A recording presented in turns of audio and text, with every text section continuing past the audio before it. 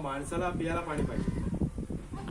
माणूस जन्माला आला म्हणलं की लहानपणी दूध पाहिजे आणि पियाला पाणी पाहिजे. अन्न नसेल तर एक वेळ आपण 2-4 दिवस ऍडजस्ट करू शकतो, पण पाणी हा मूलभूत आहे. या गावामध्ये पाणी आहे काय म्हणलं पाणी कमी आहे.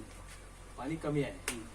पाणी जास्त तुम्हाला मिळावं ह्यासाठी तुम्ही तहसीलदाराकडे या ग्रामपंचायतकडे सरपंच मॅडमकडे काय अर्ज वगैरे केलाय? अशी काय मागणी केली आहे? केलेली आहे. ते काय लक्ष देत नाही, लक्ष देत नाही. त्यांना लक्ष द्यावं असं वाटत नाही.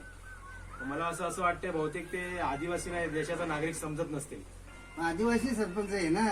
नाही, माझं असं म्हणणं आहे, ते जर आपल्याला पाणी देत नाही, ते जर आपल्याला रस्ते देत नाही, मग त्यांचं म्हणणं असं आहे का की आदिवासी या देशाचा नागरिक नाही? असं वाटतंय. कारण की जर नागरिक असते तर त्यांनी एका नागरिकांना इतर नागरिकांना जे मिळतं तेच आदिवासींना पण दिलं असतं. आणि मुळात आदिवासी तर ह्या देशाचा मूल निवासी आहे असं आपण नेहमी म्हणत आलेलो आहे आणि इतिहासाची नोंद आहे. पण तुम्ही ह्या व्हिडिओच्या माध्यमातून इथे असणारे जे काही तहसीलदार आहे, तुमचं गाव कुठलं? दहेगाव. आणि इकडचं तालुका कुठला? रायगड जिल्हा झाला. तालुका तुमचा सुधागड पाली.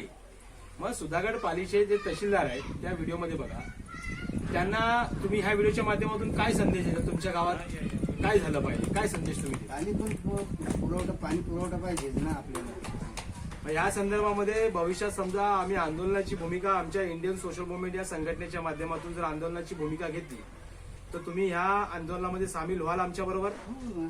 पूर्ण पाली तालुक्याच्या वतीने? हो.